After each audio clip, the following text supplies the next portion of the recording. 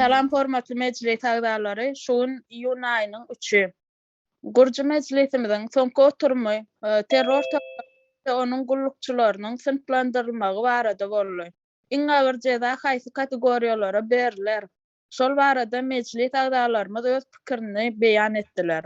Türkmen jemgyýetiniň içinde iň köp haýsy guramalar we haýsy wezifedäki adamlar terrorizmiň aýakda durmagyna gollaw boldylar. Bu meselede dürli pikir düşünjeler orta atyrly. Türkmen jemgyýetiniň şuňky gün olumsuz, bilimsiz, gorky terroryna boýun bolan, ruhy taýdan ýok edilen ýagdaýa gelmesine halkyň ähli gatlagyna hereket eden watan dönükleriniň uly paýy bardyr. Halk maslahaty, ýaşullar maslahaty, mejlis, sud guramalary, bilim ulgamy, iň ýokary jeza berilmeli kategoriýalar diýilip hasap edildi. Terrorizmiň düýbüniň tutulmagy 1992-nji ýyldan başlanyp mejlis tarapyndan bellenip geçirildi. 30 ýyldan bäri dowam edip gelýän mejlisiň deputatlarynyň, halk maslahatynyň agdalarynyň we şoňa meňdeş bir näçe guramalaryň halkyň bähbidine işlemedikleri agdalyp geçirildi. Mejlis agdalarymyz Türkmenistanyň terror döwletine öwrülmesine sunwat işgärleriniň, muallimleriň, medisina işgärleriniň hem uly täsiriniň bolanyny mysal görkezdiler. Polisiýa MHM işgärler bolsa terroryň esasy güýji bolýanyny aýdyldy. Terror toparny, terror gullukçylaryny, buyruk berjiler we ýerine ýetirjiler diýip sınıflara aýrylmaly diýilen teklip aýdyldy. Kategoriýalar we sınıflandyrmalar belli bolandan soň kimler haýsy kategoriýalara goýulmaly boljakdygy barada pikir aýdylşyp buňky mejlisimiziň oturumuna goýuldy. Ine şu geçiren mejlisimiziň dowamy her kim öz pikirini aýdyp biler. Sag bolun. Sağ olun kardeşler, hoş geldiniz. Yine bugün geçen hemen devam ettireceğiz. Haçan gutarır, haçan bir yani karara gelinir mi gelinmez mi o da bir ayrı bir mesele. Bu tayda yankı ceza vermek değilende yani ceza vermek için gelinyen o mani çıkmalı değildir aslında. Hakikatte o değil. Türkmenistan'da şu zatların sebepkari, şu bolyan zatların bedbaatçılığın sebepkari 3-5% köp değildir. Bizim şu an düşünüşümüz boyunca. Ondan köp bolup bilen bir cemiyetin kuruluşuna ve muktarına düşünen vaktin içinde ve taşında yaşayan hükmünde içini ayırsan şonun ýaly bir neme çykýar öňümüze. Bu taýda muallimlaryň hem ady geçdi ýa-ni bir döwletde muallimlaryň adynyň şunun ýaly ýerlerde geçmegi gat agyr bir zatdyr. Ýa-ni muallimlaryň şunun ýaly ýerde ady geçmegi diýmek döwletiň aslında düzelmäne ýa-da düzelişe tarap gidýän ýollaryň ýapykdygy neme manysyna gelýär. Ýöne bu taýda muallimler diýende ähli muallimler içine alınan ok, käbir muallimlerdir. Bu da näme üçin käbir muallimler diýip o aralynda geçenki ýa mejlisde eger ýadymyza düşýän bolsa şu okuwçy gyzlary ýa-ni ýörüýte şolary jinsi nemelerini ulanmak üçin polis ýa-da meheme işgärleri bilen bileşleşip we gyzlar şo taýa gönüpdirýän ýa-ni käbirleri şonuň ýaly halatlary bar ýa-da narkotik neşe serişdelerini paýlaýanlar boldy wagtynda. Umuman nesli bozmaga kömek eden nemesindäki muallimler göz öňünde tutulýandyr. Edil şonuň ýaly meniň pikirimçe de sağlyk nemesinde de değişli, sağlykda da gatyly nemeler aýlanýar bu wagtda. Ýa şonuň ýaly indi sınıflandyrma diýende sınıflandyrmany geçen iň soňky gezek şonuň ýaly galdy. Şu häzirki bedbaat rejimi diýip aýda bedbatçylygy döreden rejimi, döreden o bir gatlak bar. Şolarsy göräp bilenok birem bu gatlygy dowam etdirip gelýänler bar. Bu döredenlerin köpüsü belki şu an durmuşda da değildir. Yani bu zatların hemmesi eğer adam ölen olsa da hükmen suratda ölen adamın adı bilen eden işleri o geçilmelidir. İllüstrasiya diýilen zat ine şonuň ýalydyr. O Türkmenlerde neme var da bir söz var ölýäniň arkasından gurrun edilmez diýip. Yok biz bu taýda gurrun edemiz ok. O illüstrasiya geçirýäs. Bilinmeli kimler näme işler etdirse bu zatlar gaty uly bir travmadır.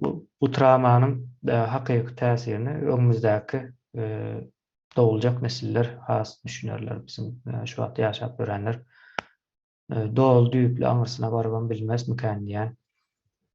Şo sebäpli ondan soň buny ýene daha beýlek başgaçarak bir sınıflara aýdyp görüpdik. Planlaşdyrjylar, buyruk berjiler, yerine ýetirjiler we yerine ýetirjilere hyzmat edýänler.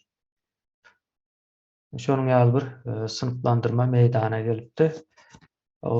Indi şu sınıflandyrma boýunça gideli bu üýtgäpler nämäň mejlisiň soňuna dogry ýa-da has takyp halada gelipdiler.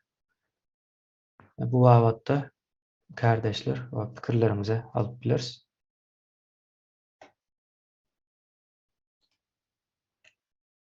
Yani sınıflandırmanın yanlış yeri bar bolup biler.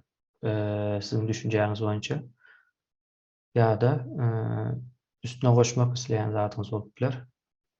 Has düşnükli hala getirmek isleýän bolup bilersiňiz.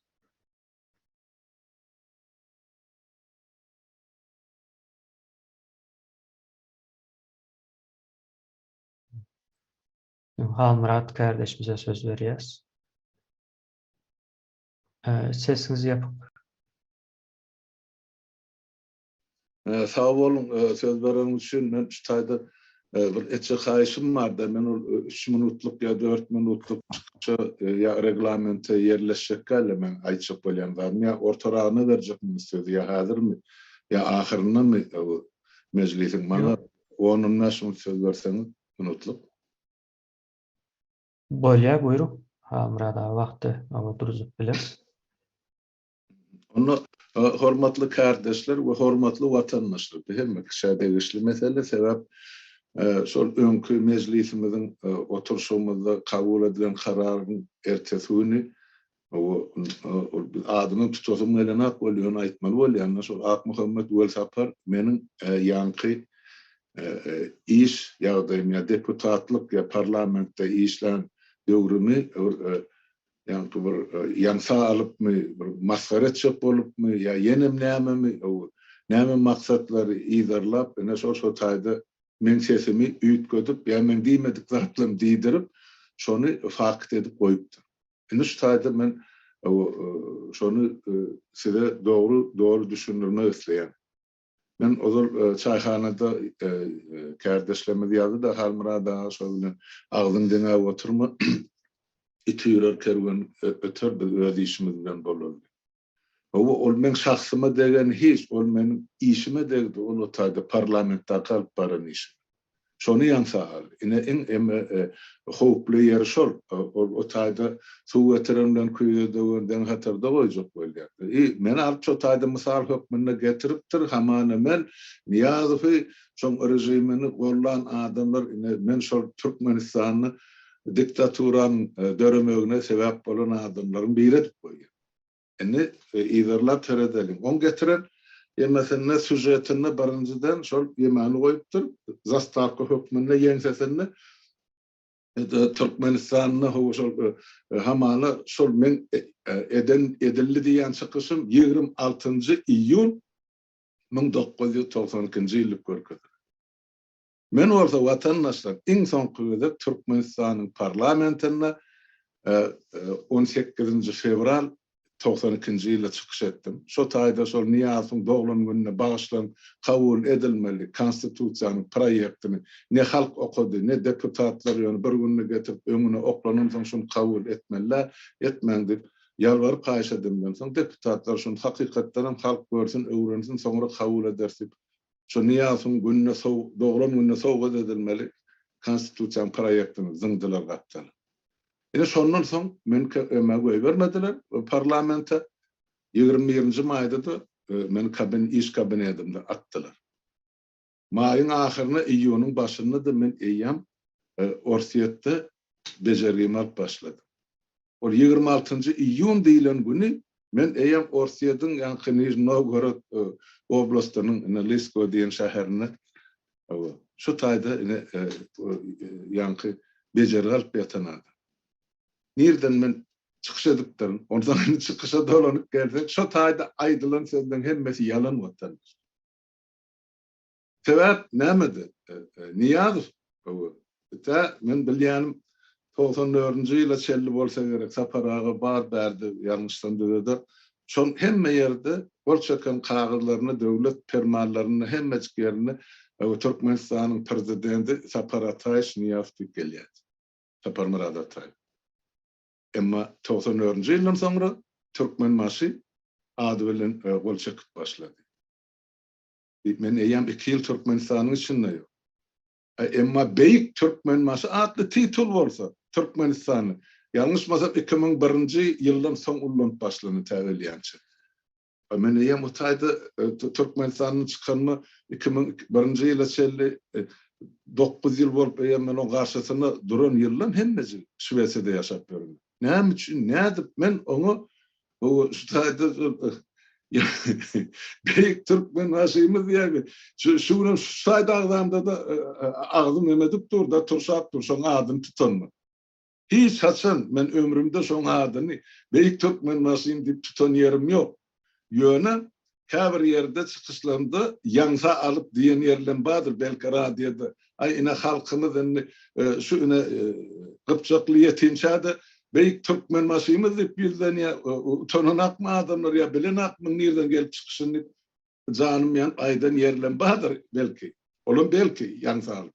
Ýöne men 92-nji ýyl şol ýemede görkezýän ýeri bar. Hamany men mecliste çykyş edipdim.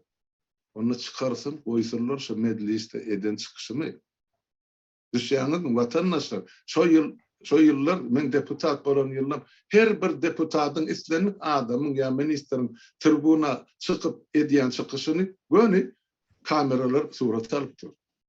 Eden diýen sözlerim ýemesem diýen sözleri arhiwa ýazylýar emesinde ýokary sewedyň arhiwine salynýar stenogramma bilen omsoňam üstesine de video goýulýar.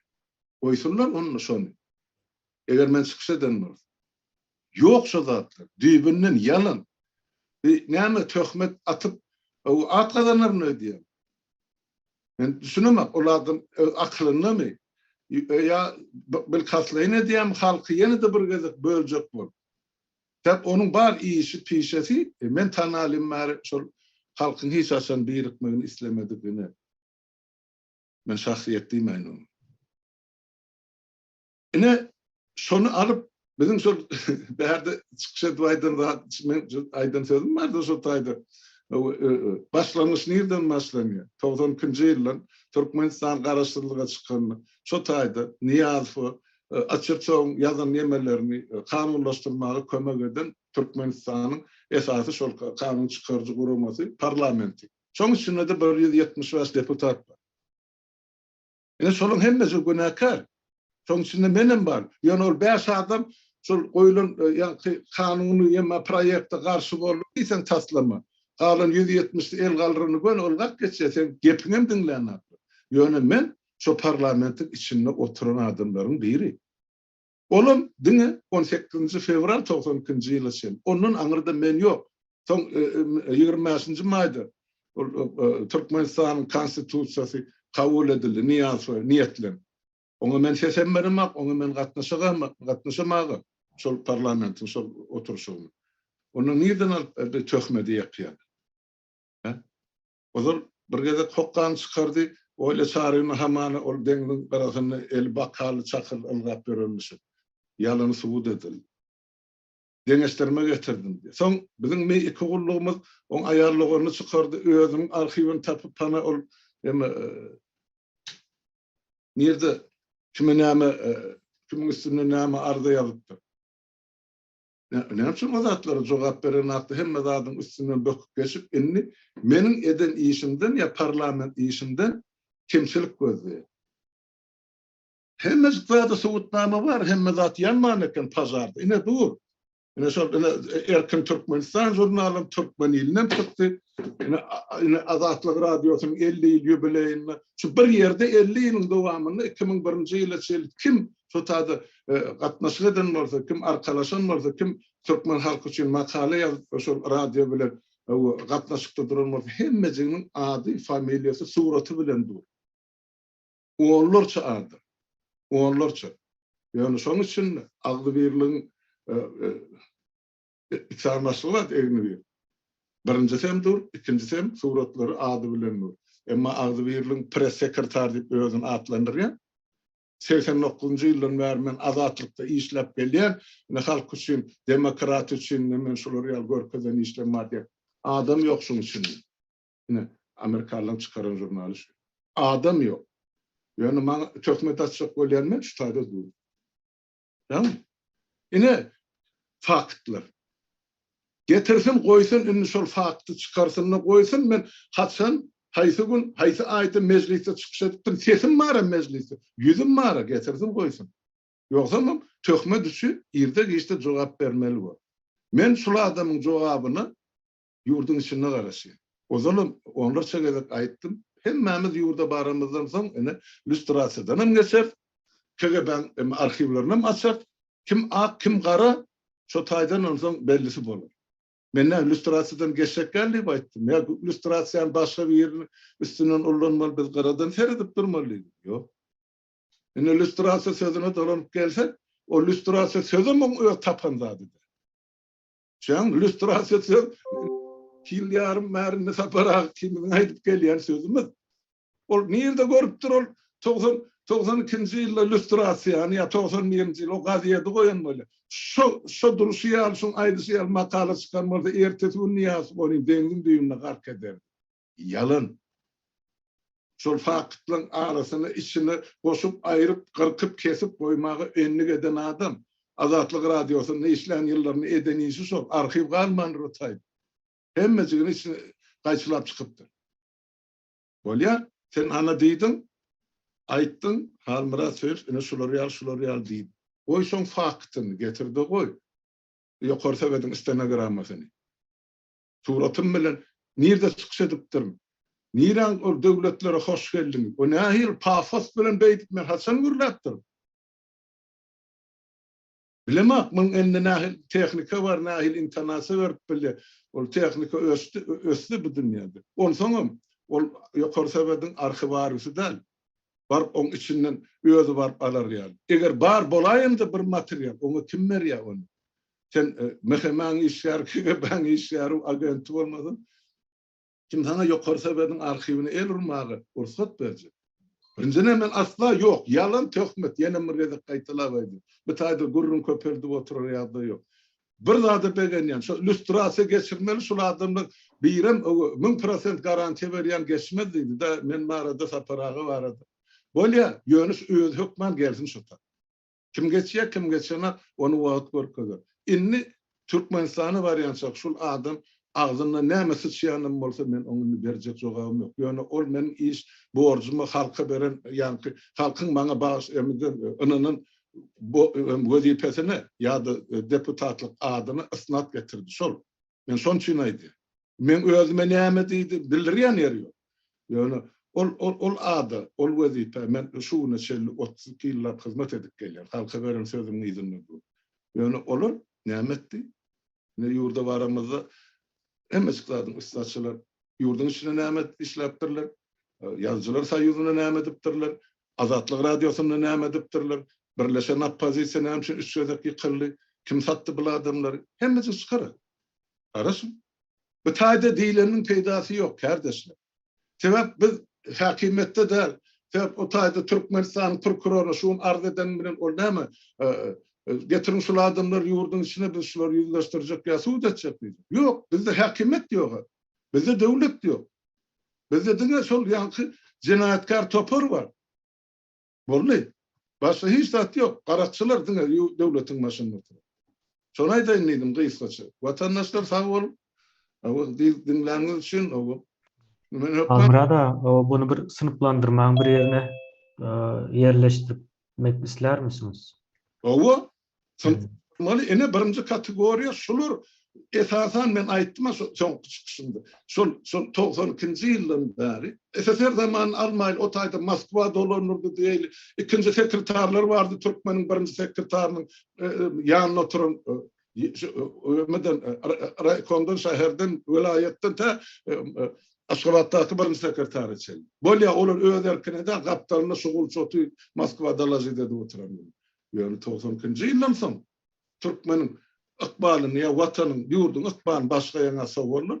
Ine Türkmenistanyň parlamenti hem de şolara hyzmat eden ine Türkmenistanyň ýazyjylar guramasy. Şoň içinde 300 adam var. Var şol 300 adamyň içinde men hemmesi diýmän belki bir 10 sana çykarym arasy. Yani galan hemme şu rejime hyzmat etdi. Niýazyň adyny götürdiler şu ine taptılar Altın Asır görlähet täze obu hemme nakıllarım aslı şu plakatlarım lozunglarım göreden ine şular ýazyjylar şahirler jurnalistler. Şoň üçin bular dine birinci derejeli jogapkärçiligiňe girýär. Deputatlarım ýazyjylar 92-nji ýylyň kıldanmaşlar. Şonu aýdasym men. Näse plastarmaly bolsa ine şu taýda. Sağ olun.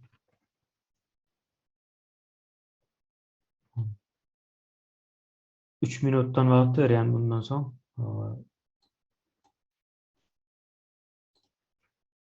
Sapara. Tawur kemine men 2 minut aýdyp bereýin. Halmradaň diýen dady. Onuň haýyş edýän kategoriýa. Ine şu metoda profesional dille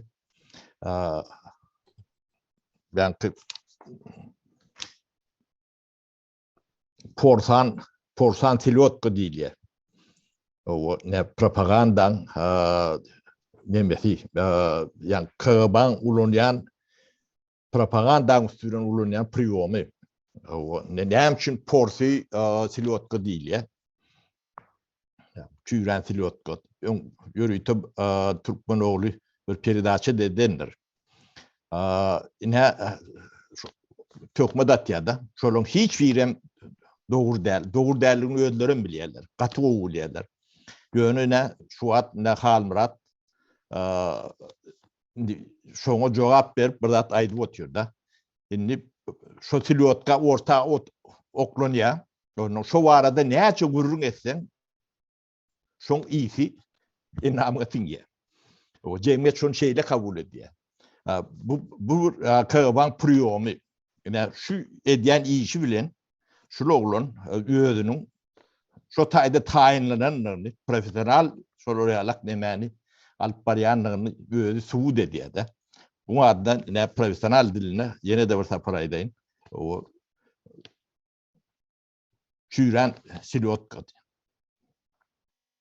Şu propagandaň nemesdir. Yani bunu böyle sapar medya o çok bozakkal kim o ady Rahim Allah verdi Rahim. Yani olaram bu priyomdur. Yine şu tökmedin aşağına ölüp giden bir topar adam vardır. Yani bize ne Hudaý garaşy edipdir. Diýirkek şu zatdan yüzünü açtık. Yani tökmedin aşağına 20 ýyl ýaşadym da. Yine şol van üçi silotka diýilýän priyom. Yine şu nemeleri alyp barýan bir topar nemeler vardır. Yine şular iň ýokarky kategoriýa girmelidir ýokman. Şoň aýdýan zatlaryň hiç biri dogry däl, ýöne dogry bolaýanda da ýani arhiwiň halmrada aýtdym. Yani stenografiýasyny o köçede her kim barıp alıp bilýänler. KGB'den başka adamı şota göğeren oklurum. Şoňa dostupum ýok. On şu doğru bolayanda bu ödü gönü ben ne şu işgäri diýip onu gol çeken ýalak neme bolýar-da. Ne şu ýalak şu kategoriýa wadyr. Ne şu kategoriýa bir nomurly gydyl demeli Bir minut boşuna cevap ver ya. kategoriýa. Ta bolum bollum men şunu aýdaýyn diýdim. Sağ olun. Parahat kardeşimize söz veriyorum.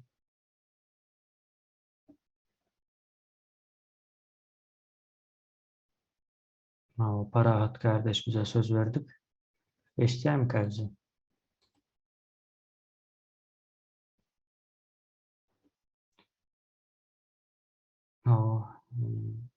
İsteyen okuyalı. Tuğçe kardeşimize söz veriyorum. Sağ ol Cemile. Salam kardeşler. Şu sınıflaşma gezek gelende şu ulu cezanın birini konsul işgallerine vermeli diye düşünüyorum. Nem için de dünyanın her yerinde Türkmenistan'ın vatandaşları köysenler yani bu konsul işgallerinin yüzünden. Bugün YouTube kanalımıza bir video geldi. Şu aeroportta bolan nemeden. Şunda ayal kızlarımıza yırtık deyip sesleniyor konsul işgari yüzleniyor. Neme hakkı var bizlerin ayal kızlarımıza munyalı demeye. Türkmenistan'ın içindeyim, Türkmenistan'ın dışındayım. Ayal kızlarımızı, zenonlarımızı hem namusuna değerler bunlar. Yani senen belep geçti muğalımlar deyip. Ben buna %100 katılayan, koşulayan muğalımların her bir okul, mekteplerde var muğalımlar. Kızlarımız hazırki 13-15 yaşında kızlar Türkmenistan'ın içinden eşitip yürüz. Gövreli olup yürüyen kızlarımız var bozulup. Onun için şu konsullara bir de muğalımlara ulu cezanı vermeli diye düşünüyorum. Sağ olun.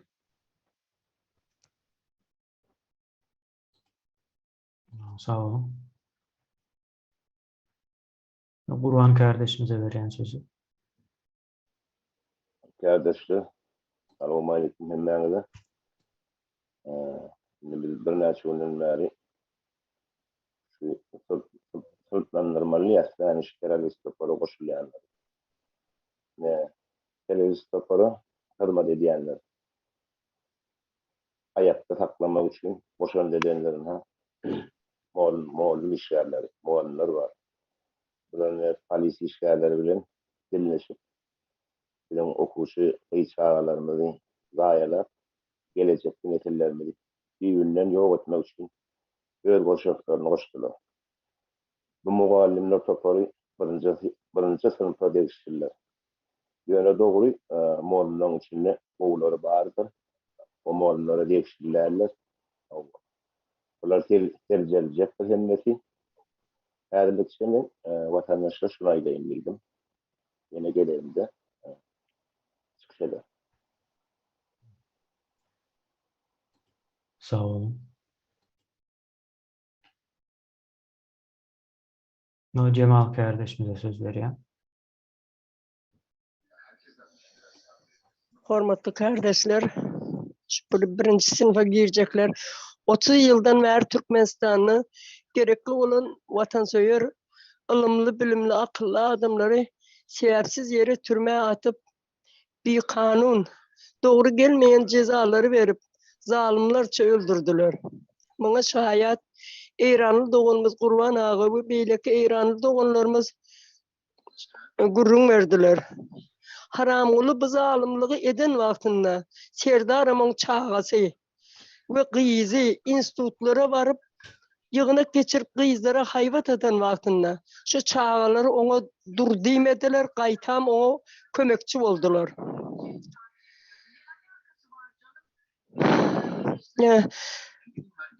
Bunları göz önüne tutup terörist cinayetçileri ve bunları dayanıp halka zulüm eden karındaşları, yani amonlar, sülçüler, prokurorlar, hem de ise muallimlerden direktörler, kızları ullanıp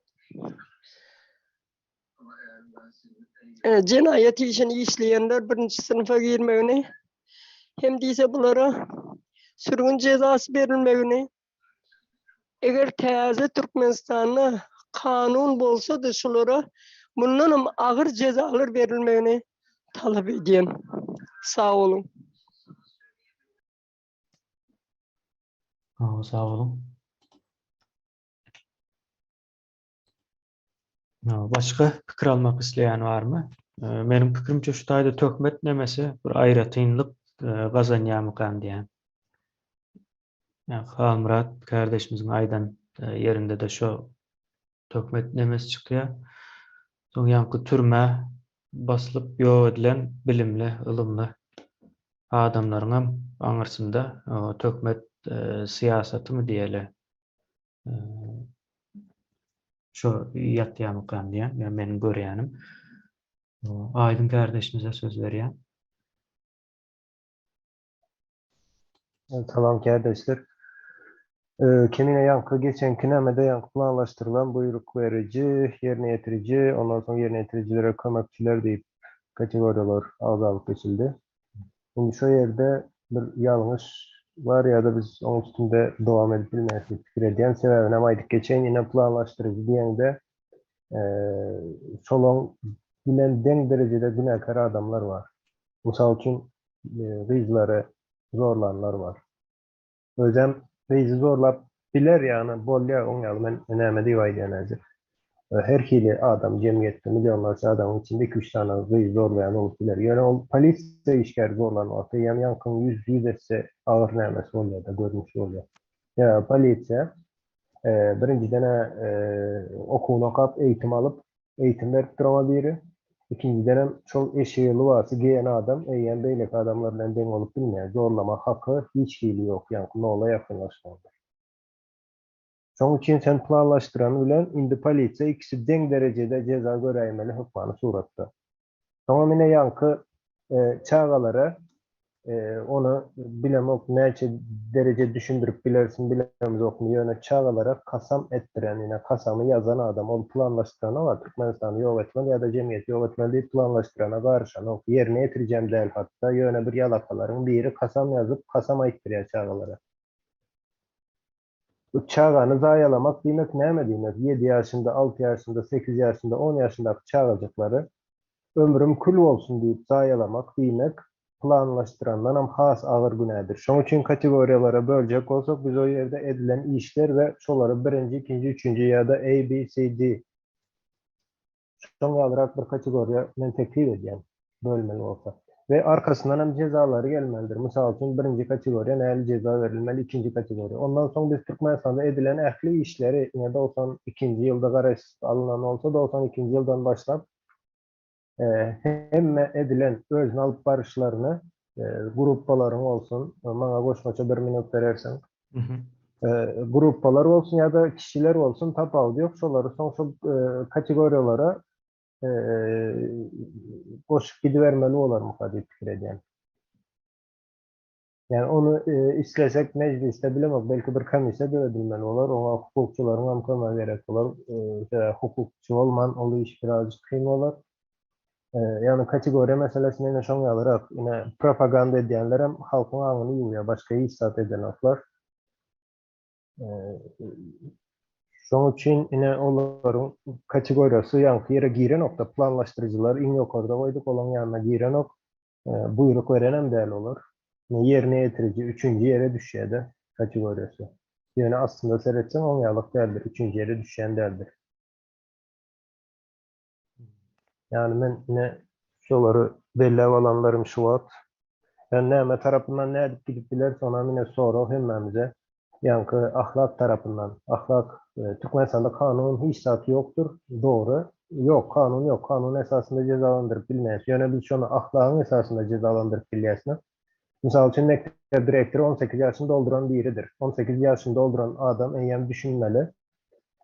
İstendik bir kıyızı başka birine sen verip bilmeyen ya da satıp bilmeyen. Hatta maslahat vermek, on yalık zatlar ahlaka dengeleyen zatlar. Şolara hiç çaktım sağ olun. Sağ olun.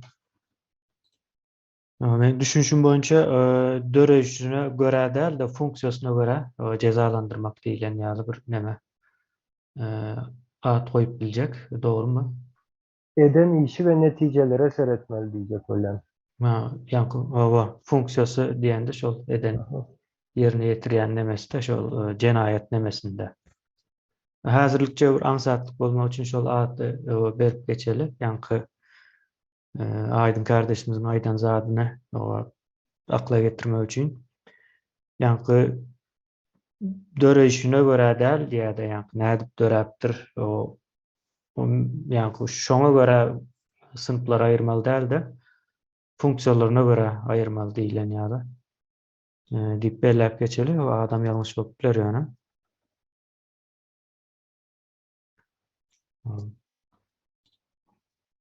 Guwanç kardeşimize söz berýän.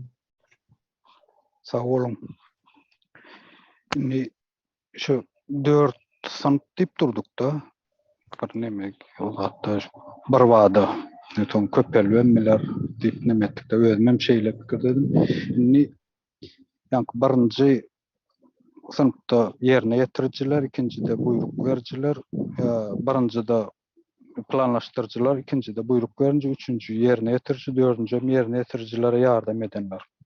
Şimdi şeyle deyip kolyonu, şaydı en köpü üçüncü sınıfta yani yerine getiriciler katken.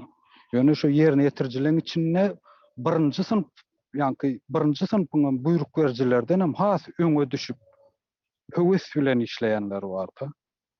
Şimdi bu men pikirimçe bu sınıflandırma galmalyň gapdalynan ya bir şunýalyk bir neme açylmalymy yani jenayetyna göre. Yani yerine getiricilerin içinde massowy yani halk köpçülüğünü ulu täsir eden erbet tarapdan täsir eden nemeler var. Yani yazıcılar diýdi, pozcular diýdi, ýa-da şonýaly nemeler var da. Aýdyňam dogry belläp geçdi. Buny bir aýrywam bolarmy, bolmazmy? Onun bir maslahatlaşmalar, yani hakykatdan planlaşdyrjylar bar, görünmeýän.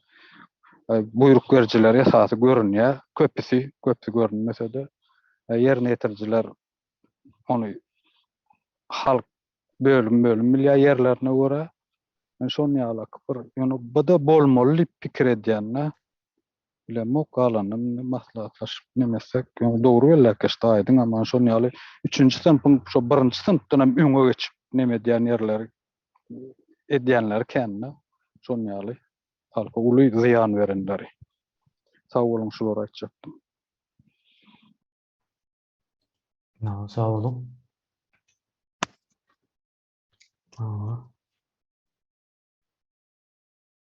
Başka pikirini aytmak isleyen var mı?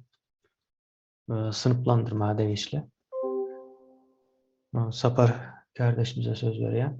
Sağ ol kemine. Ben tiye doğru verecek de o iyileşleri. Ne iş adamları var.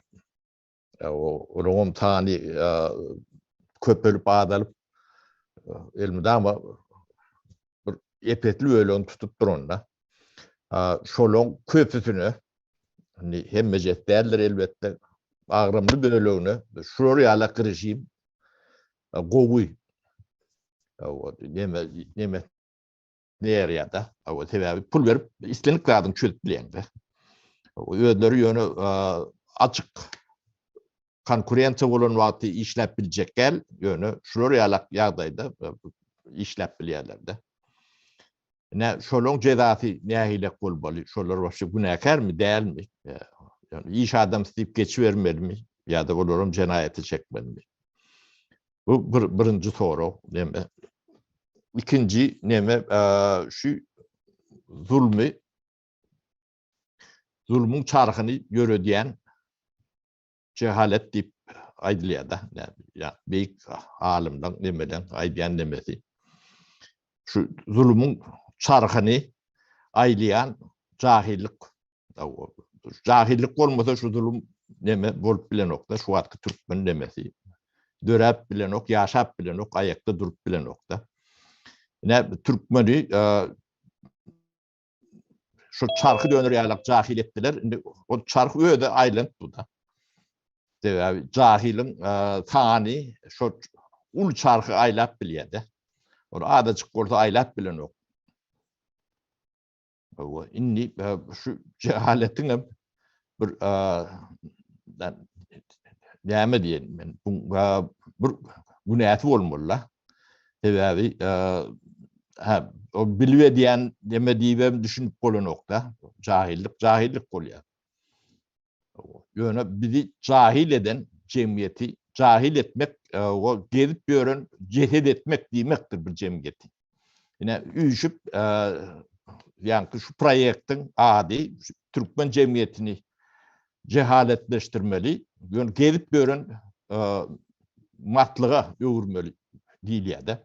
Ne şonu edipdirler. Ne görüp dursa biz şu an canlı cehet Türkmenistan'ın içinde yaşap görür onu yaşayışım der. O adam diýsen adamam derler. Kayağı var, nemesi var, nevsi var, nemesi var. Şu çarkı aylayan neme? Bu näme diýmeli? Bu nemesi bolmaly. Şuna bir baha vermeli biz. Dip düşünýän belki cenayete çekmeli neme däl bolun ýöne şuna cemiyet düşünmesi gerek. Ýöne şunu eden adamlar var. Yani şu kategoriler şu taýyk inmeliler soňra. Bolum ben şunu aýdaýyn idim.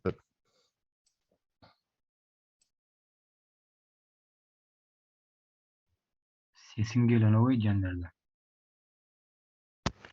Evet. Yeniş kardeşimize söz veren başlarsınız. Sağ olun kardeşler. Indi Aydın kardeşimizin aydanlaram gaty yerlikgil gelýär ýöne şu ýerde ýene bir zat barda ýanky planlaşdyrylanlar bardyr. Planlaşdyranlar hökman bar sebäbi ine şu zady mysal getirip bereýin men. Türkmenistanyň içinde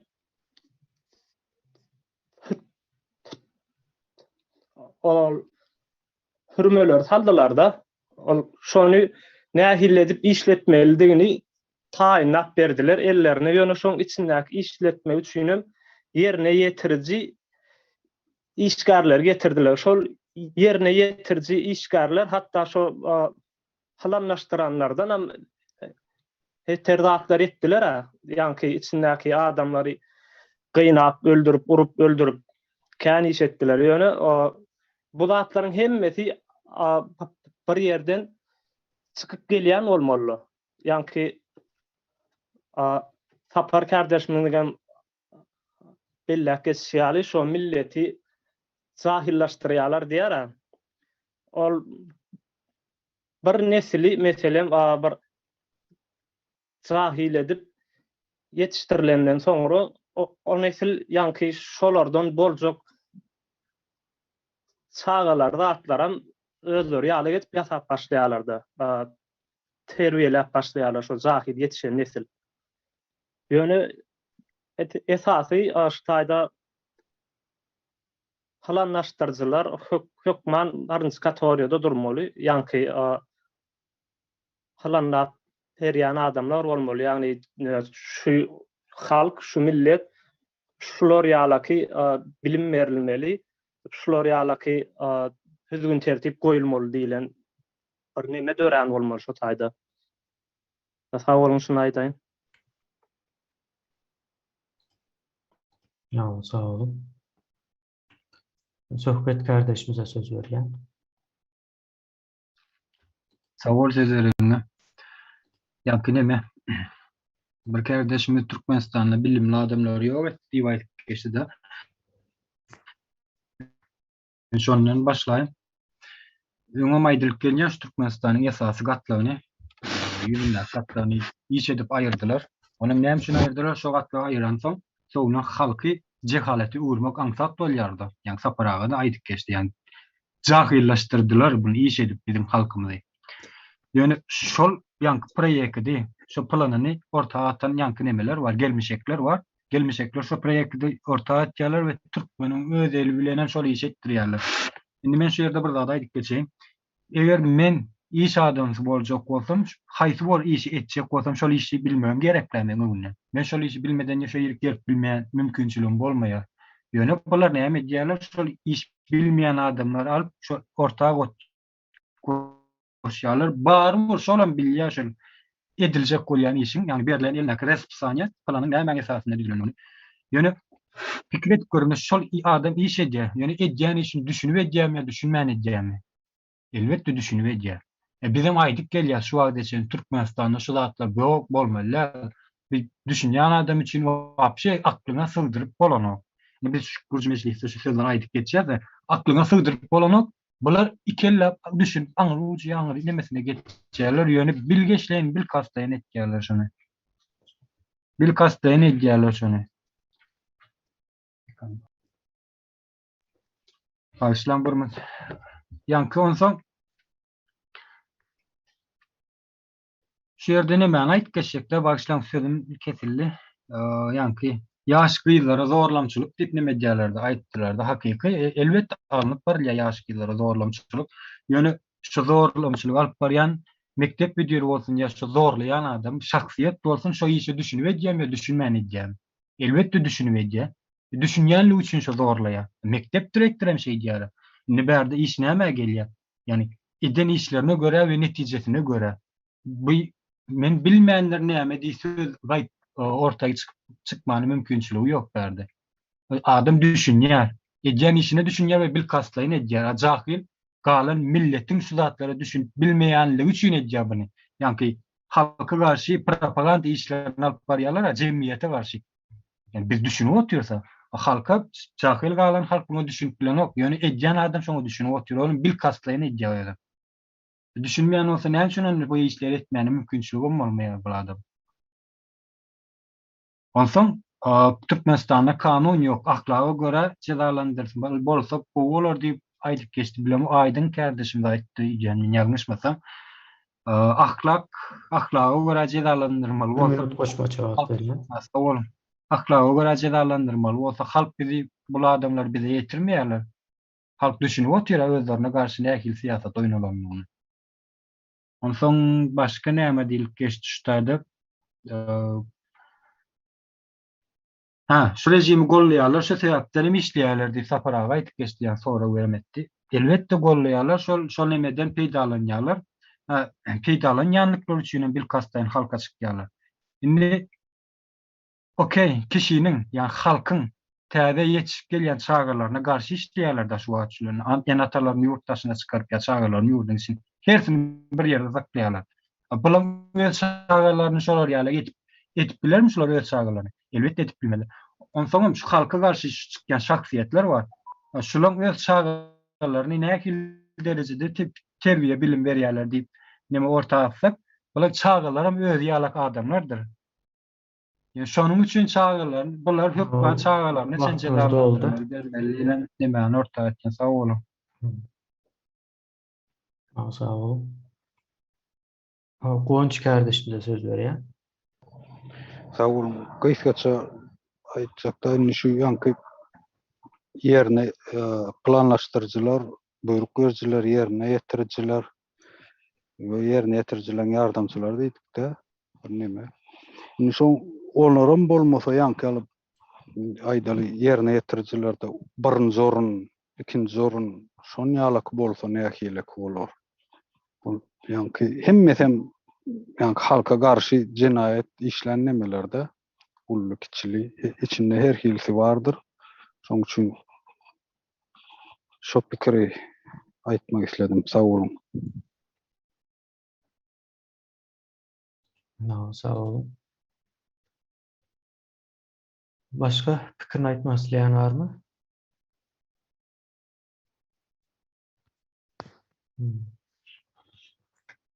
Şu taýdan bana görünen zat indi yani sınıflara ayrılmalı meselesinde kardeşler. Yani bilkaslaýyn diýip aýdyp geçdi söhbet kardeşimiz ve aýdan aslında şoňa meňzeşdirek bir zat mykan diýip pikir edýän bir arasında bir näme bar. Yani planlaşdyran adam planlaşdırıp biler, ýöne näme üçin ýerine ýetirilýär diýilen bir soru ýüze çykýar aýdyn kardeşimizin aýdanda. Ondan sohbet kardeşimiz hem hava bilkaslaýyn nämäni getirdi. Ýalňyşmaýan bolsam meňiş kardeşimiz hem türmelerde höwes bilen şu taýa para berip barýarlar, urmak, öldürmek üçin. Höwes bilen. Indi şu planlaşdyrjy, o beter diýip bilýäsmi, ýerine getiren diýilen bir ýa-ni ahlak taýdan bir neme sorag çykýar. Haýsyna ýa beter, haýsy ul jenayet edýär diýip sorasaňyz. Mysal üçin biri o jenayet etdiýip o sana aýdyp biler ýöne sen şonu etmän bilmeli, ýa-ni ahlak nemesi bilen ölçemeli mükemmel bu zady.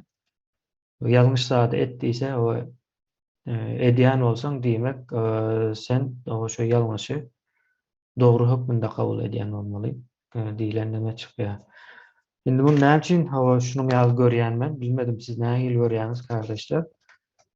Sınıflandırmada şu görüýte bilgeçleyin edenler öňe çykýar şu wagt, ýa-ni sınıflandırmanyň nemesi şoňa görä ölçenmeli mükän diýilen ýere geldik mükän ýa-ni şu taýda. No. Ondan soň ýaňky neme bardy?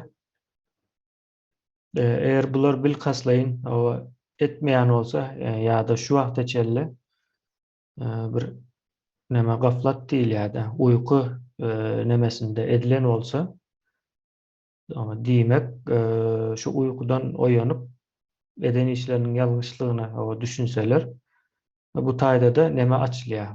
Ben görüşüm boyunca bağışlanma kapısı ýöne o şu vaktdan bolmaly. Ben bir misal vereyim. Yurdun içinden bir iyildeşimiz yazdı. Halk maslahatına menem gatnaşypdym wagtynda diýdi. Ýöne diýdi men hazır o zatlaryň hemmesiniň ýalňyşlygyny bilýän. Bize näme bolar diýip sorady. Ýa-ni ine bize näme bolar diýilen soragyň jogabam şu taýda mykany diýen kardeşler. Bu arada pikirlerimizi aýtsaňyz ýalňyş ýa-da dogrymy şoňa görä de sınıflandırmamız bir neme goşar mykän diýip umyt edýän. Sapar kardeşimize söz berýän. Sağ ol Kemine. O doğrudan şu bilinçli diýerler, ýa-ni neme bilinçli edilýän jenayetler var da.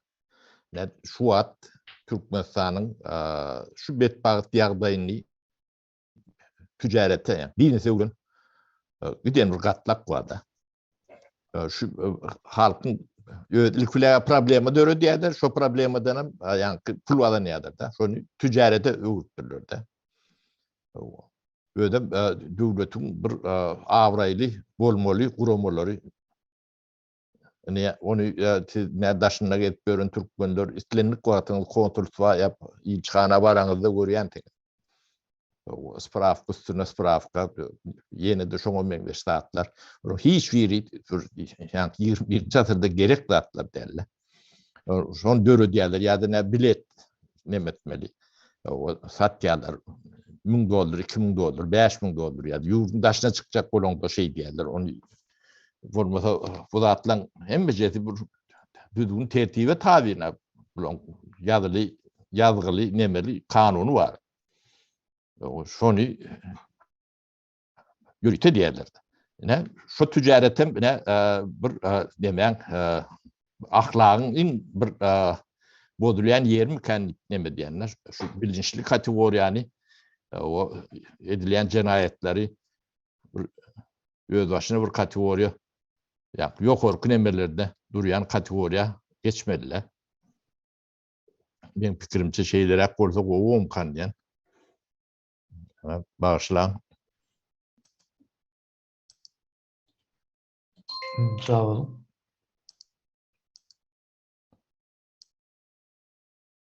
Muhammed kardeşimize söz berýän. Sağ olun. Şu şu yankı ahlak meselesi de çıkıyor da bu tayda organize olsun ya da medisinada saygın moğuş Türkmenistan'ın içinde devlet işinde işleyen olsun, yani taparan açalı konsulluğu işler olsun, şotayık baran vakti şotaydan yani bir zady bahane edip, bir zady sebäp edip gazanyan, aldy ýol bilen gazanyan puly ýamanyň kategoriýasyny belli edýär. Şo hakykatdan şo bilýär. Ýa-da türmi işgärler bar.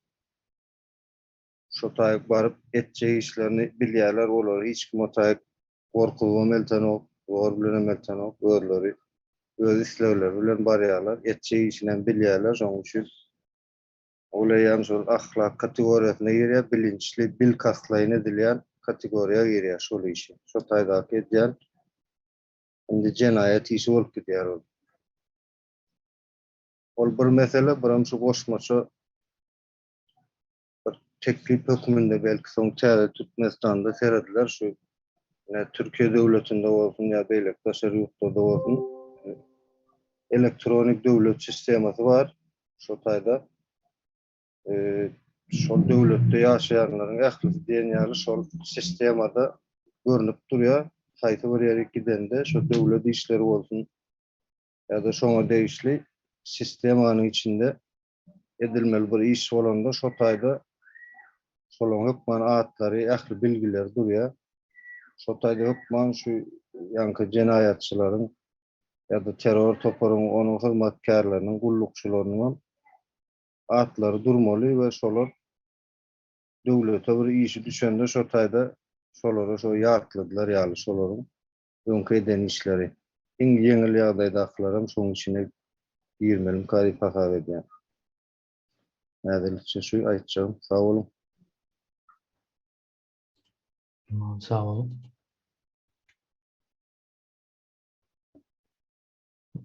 Bilbil kardeşimize söz berýär.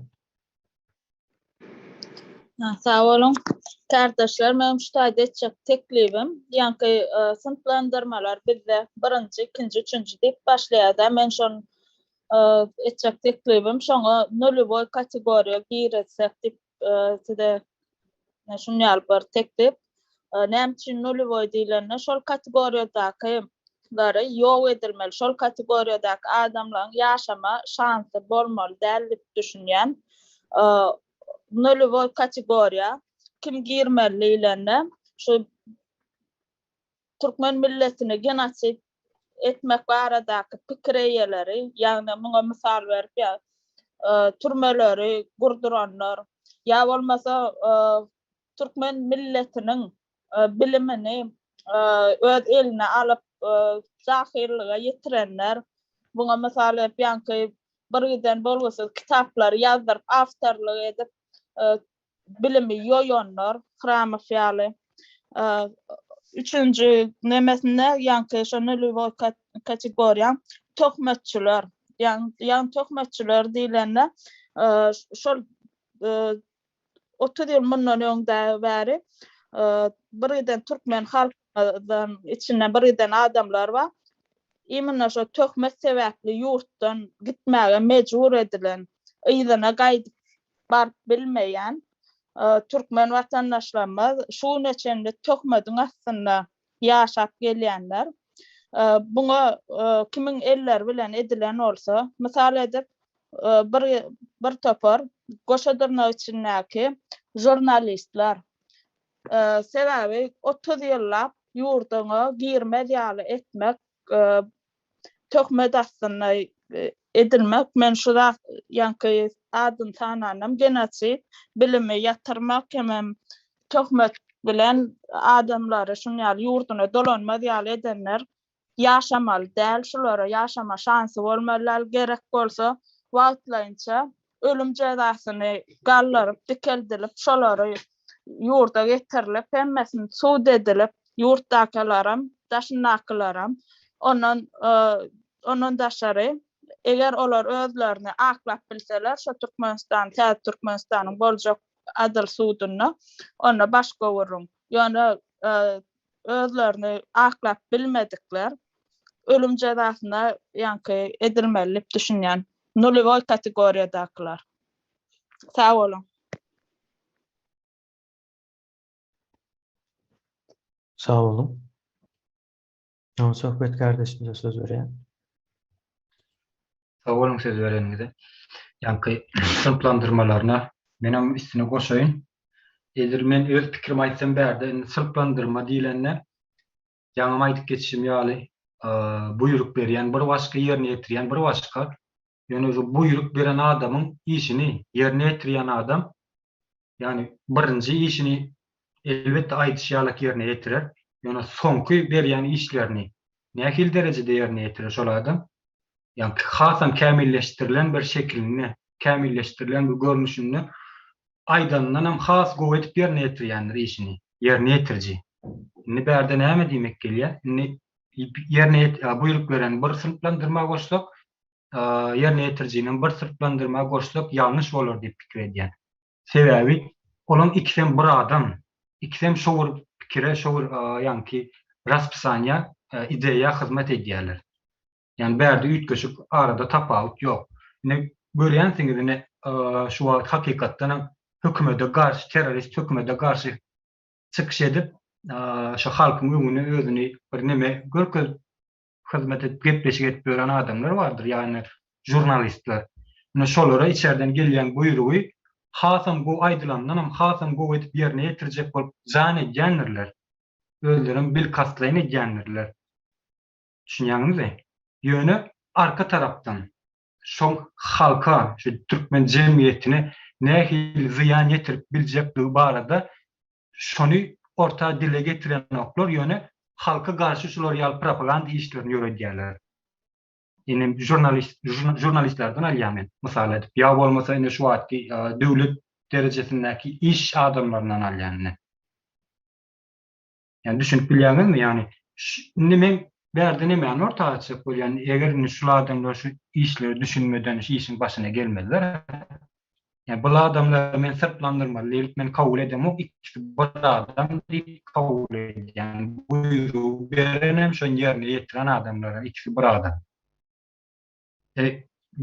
Görmezden gelýärler. Mene şu wagt geçen Türkmeniň düşen ýaldaýyny näme üçin aýdan oklar ine ýa Türkmenistanyň içindäki şolar ýaly iş halka jemgyýete garşy şolar ýaly iş alyp barýanlyklaryny näme üçin dile getirmän şolar ýaly propaganda işlerini ýöredýärler mene jurnalistler. Ya bizi tankit edip beren nemelerim bar bizim şu Gürji meclisdäki alan kararymyza garşy tankitleýiçi bir şekilde halkyň öňüne şolar ýaly sözler aýdyp çykyş edýärler. Düşünmeyen halka, düşünen diplomat edýärler. Bunu özüm rullakan jenaýat. Özüm gaty mümkün näme jenaýat. Ýani soňky nesil bunu näme kabul edir şu zatlary düşünenden soň. Şonuň üçin men bular ikisi hemmeri bir adam diýip kabul edýän. Ýani bir sırtlandyrma, degişli bir topar diýip kabul edýän. 1 minut goşmaça wagt berýän. Sağ olun. Sözüm şu ýerde jemläýin, ýöne sınıflandyrmalary aýyrmalar diýilen näme tekliğimi aýtjak bolýan şu ýerde. Sağ olun sözleriniz üçin. Sağ olun. Gonç kardeşimize söz vereyim. Şimdi kardeşler, berde şu bizim sınıflandırmamız bir taraftan seyretsem yani wezipesi bolgamdy.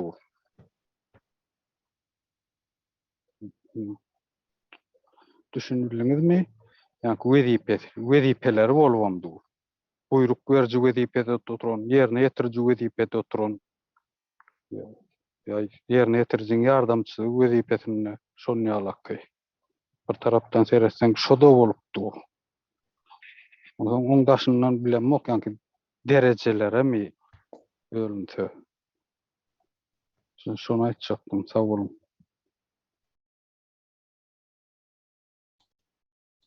Sağ olun.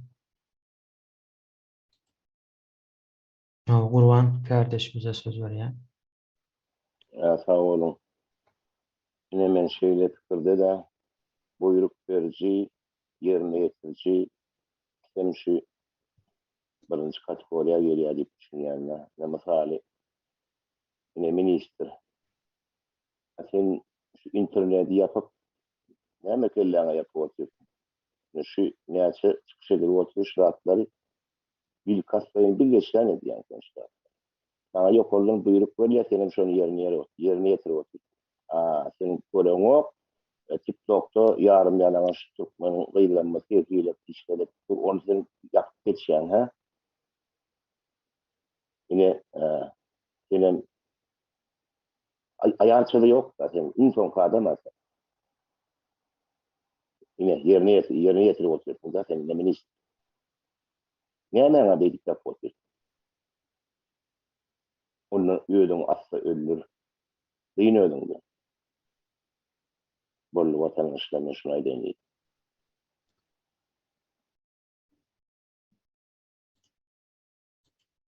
Sağ olun. Murat kardeşimize söz veriyor. Sağ olun.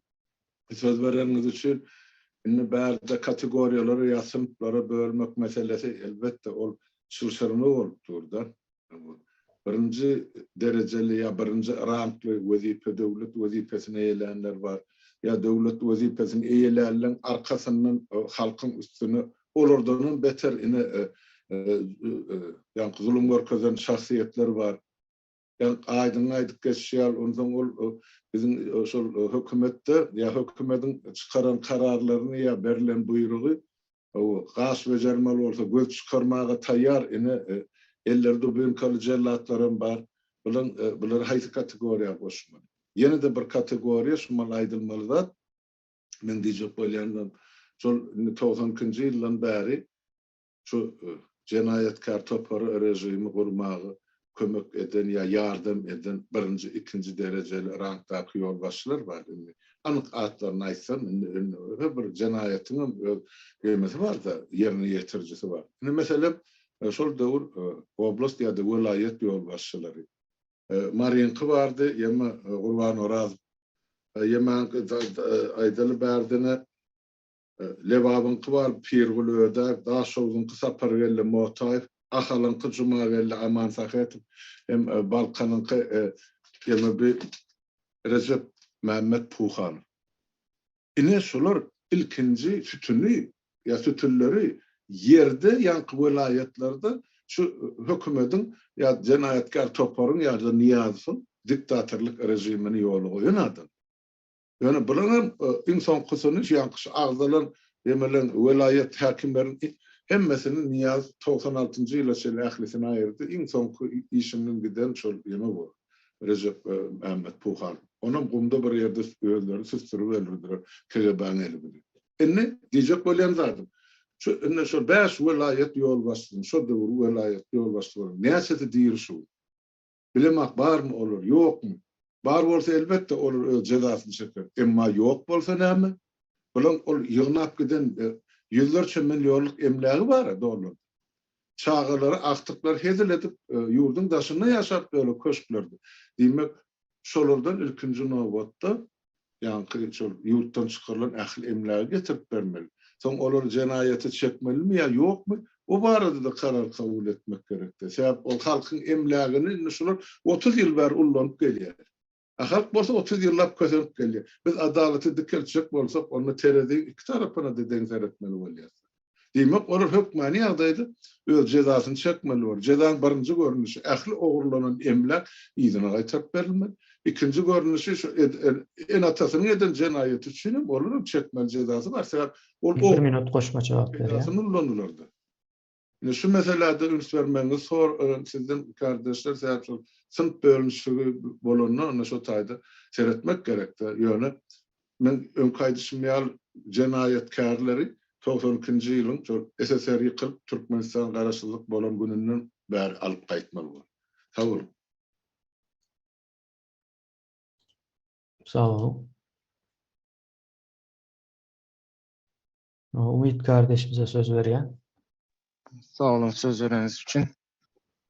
Kardeşler, benim şutayda bir orta bir teklip yüzleme hükmünde teklip etmek isteyen sınıflandırmaları hükmanı suratta bölünülmelidir. Bilbil kardeşimizin aydıp geçişi eğer gerek olsa ölüm cezasından vağıtlanınca kaldırmalıdır.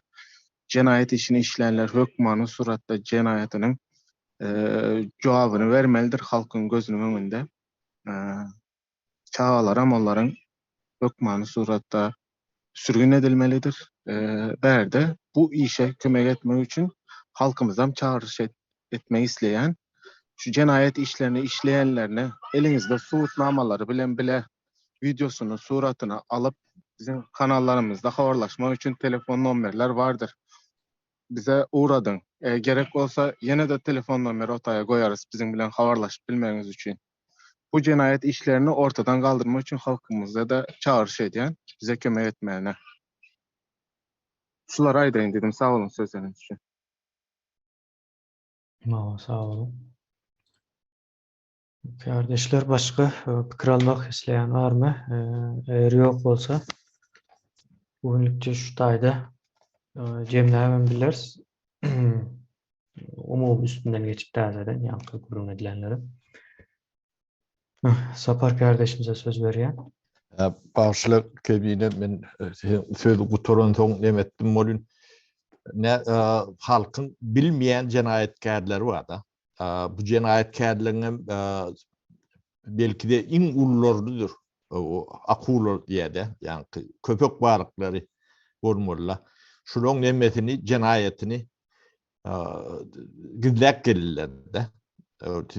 Köpüsünün adından bilenlersiniz. Kabirin adına aýdýan bolun ne Agahanow diye. Kalnadar Agahanow. Recep Berdimurat. Eşdeýänmidiňiz? 30 ýyllar şuloň Türkmenistanyna, Türkmeniň içinden o eýlek milletlerini emetmeýin. İň uly ogurlyk eden adamlar şular. Onu näşillap Türkmeniň gadyny muutdan ardan tatan adamlar da. O da 1 ýyl 2 ýylym derdi. Onu näşillap.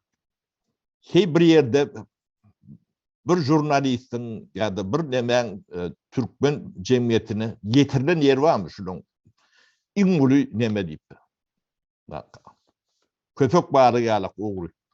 Türkmeniň içinde. O aytam ne sorasaňyz ne bu adamlar diýenlerim çykar içinde. O halnada nemen jan ýalyk dostum. Onu dostum bolan üçin onu üstün yapma nemem yok. O çağrımızdan beri bile Türkeş bile paralel kariyeramda eden adamlar. Ya da ben bir orunbatarım vardı. Seyahat Murat Çağrıyıp diyorlar. Diyirdir şu at bardadır. O oğrun in ultu. Ödem yeki oğrum der. O bir topar adam indi aylandır. Yani satma, nemetme, nemeden. Cemiyetin içine gezip göründür. Arkayını getiriyor, tücare deme diye. O. Ne şu zatları gizleyen bir katlak vardır. Oğlum düşünmeli. O. Ne için yani cemiyetin içine o bir topal bir adamlara uğradık koyuyorlar. Esası uğurlarım demeyen anırsınlar. Yani şu porsu balık diyenin metodun nemesi şöyle. Şuların üstünü yapmak için demediler. Yani şuların hayatı kategoriya salyan olsanız kategoriya girmelidir. Ülkütte dağdan diyemeliler. O ülkütte çağları vardır. O kazananların nemelerini arkayın şayradıp görülür da şimdi. Onu görüyor. Cevap veriyor. Bollum ben kemiğine şunu aydayın idim de. Bolya sağ olun. Onda bugünkü nememizde yani sınıflandırmanın azrak olsa da düşündük mü kendi yani. Onun tezelerin üstünden geçeyim. Bir izgiderliğin o bolmağı yanlış bolup biler diýilen neme geldi. Yankı döreýüşi diýdik de döreýä soň onu ayakta durmağını amal aşırayanlar var, son yerine getirenler var dedik. Bu izgiderlik o neme adalatlı bolman biler dedik. Näme üçin adalatlı bolman biler dedik. Yerine getirici şu sisteman döredenden has köp cinayet işlem olmağı mümkün diye. Misal üçün Yani türmelerde öldürülen adamların sanında 50 bin adam öldürülen olsa şu türmelerde 50 bin adam işleyen yok. O işlemeli derler yani 30 yıl ya 25 yıl diyelim. 25 yılın içinde türmelerde 50 bin adamı işleyen değildir. Yani 50 bin adam öldürülüptür. Demek bir adam bir neçe adamın ölümüne sebep oluyor o tayda. Ömrü yetmeye neme cezasını alıp tutsağdan yatıp çıkmasa ya 300-400 yıla çelli gidip bile de köp eşittik, köp gördük dünyada. 300 yıl hapis cezasını aldı yine neme deyip ömürlük bol ya da şu umuma ömürlük deyip bir zat yok yani hakiki eden cinayetlerinin karşılığı yazılyandır. Kaizin içine üstüne. Şonun ýaly bir neme geldi. Bu taýda şu ýerine ýetirýänler bolmasa döredenler ýa-da planlaşdyranlar bir nemesi ýok, bir manysy ýok diýilen ýaly zat çykdy. Eger men ýalňyş düşünýän bolsam siz düzeldersiňiz. Ýani ýerine ýetirjek adam bolmasa, talap bolmasa Türkmenistanda häzir şu zulüm sistemasy bolmaly däl diýip neme etdik. Ýa-ni o gaşyny ýa-ni bejerip berdi aýtsam gözüni çykarýar diýdi. Men bu goýdy aýdyp bilmedim ýöne. Düşünýänsiňizdir. 2 esse 3 essesini has gowy edip etjek bolýar. Ýa-ni ýallakylyk nemesi var ya, ýalakalyk etmek sözü. Ine o şo taýa gelýär-de. Şonu näme üçin edýär? Soň bunyň arkasynda o bilkaslaýyn ýöreýde bir niýet var. Men o adam öldürmek isleýän pul garşylygynda ýa-ni Türkmenistan tutsahanalarynda işleýänlere o şonu diýip bilýäs. Ýa-da töhmet atýanlar var. Ine prokuratura diýdi.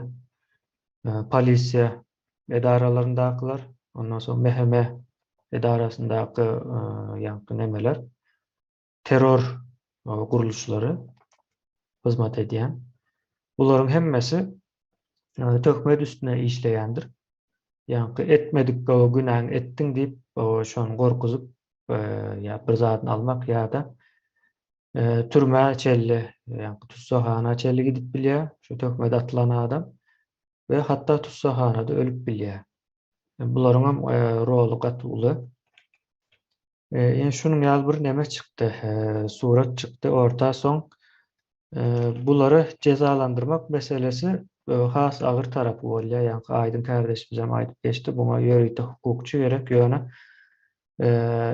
biz edilen cinayetleri birinci orta çıkarmaly we şoňa görä-de ýa-ni bilip bolýar-da haýsy has agyr ýagdaýda neme eden işleri. Misal üçin ýerine ýetirýänler. Polis, prokuratura, ýene näme diýilen edaralar esasen şolar ýerine ýetirjiler. Ýokardan misal üçin bir misal bersek, ine Aşgabatda ak maşin hawa girmeli däl etdiler. Kanun çykdy. Ýöne şu ak maşin başlarsyňyz ak maşinden başga maşin girmeli däl diýip baba. Kanun çykardylar ýöne. Şo taýda şonu nemesinden hem beter gözünü çıkarýarlar-da. Yani hakykatda näme sorap bolýar, näme üçin bolanok? Renkler bilen näme o işiňiz var? Diýip ýa-da şu zada karşı çykyp goýup gidip bilýär. Ýa-da mysal üçin mekteplerde muallimler kasam okudulan wagtda o kasamı nähil çağanyň psihologiýasyna ýa-ni nesli nähil bozýandygyna ünüs bermän şo zatlary göz ýumyp okutdylar. Wagtynda da şo zatlar garşy çykylmaly. Bular ine bağışlanma tarapy bardy. Bular şol wagt bilmändirse, o düşünmändirse diýip neme görýän bolsalar, indi şu wagt o düşünmegi şert. Düşünmeýäs diýip bir bahana tapma mümkinçilikleri ýoksa media gaty güýçli işleýär, täsiri uly. Hemmekiň hem habary bar, onu bilýäs.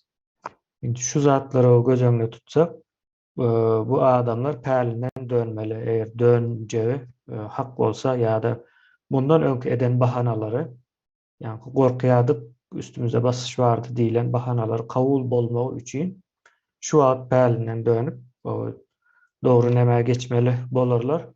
Meniň düşünjem eger geçmese ýani ine şu sınıplandırmanyň netijesinde çykjak nemeler, cezalar ýa-da ýöreýte prokuratura dörediljek we ýöreýte de suud dörediljekdi. Bu iş ýani 30 ýyllyk jenaýet aýratyn bir statýalar boýunça iş geçiriljek. O pikir etmäň ýani Türkmenistanyň içinde günlük statýa boýunça neme giderdi? Adam öldürmege geçip biler ol neme boýunça. Ýani bu taýda niyet önemli.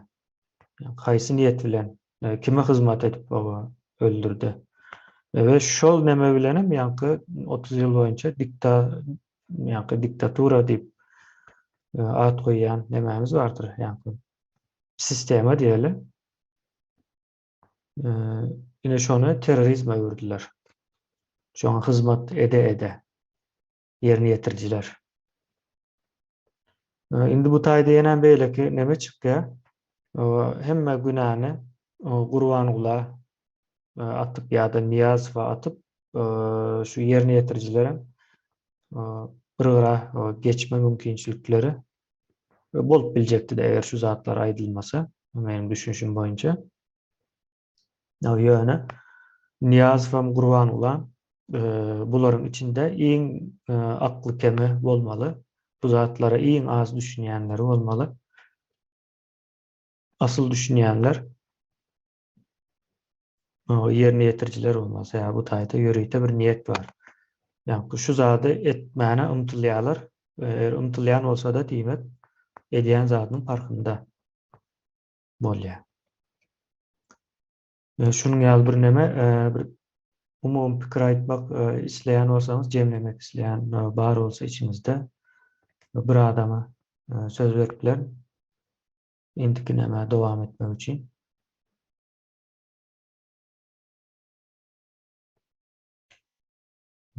Eger ýok bolsa, şu taýda jemläp bilersiz. Tamamlap bilersiz. Sag bolun kardeşler. Geleniňiz üçin, gatnaşanyňyz üçin.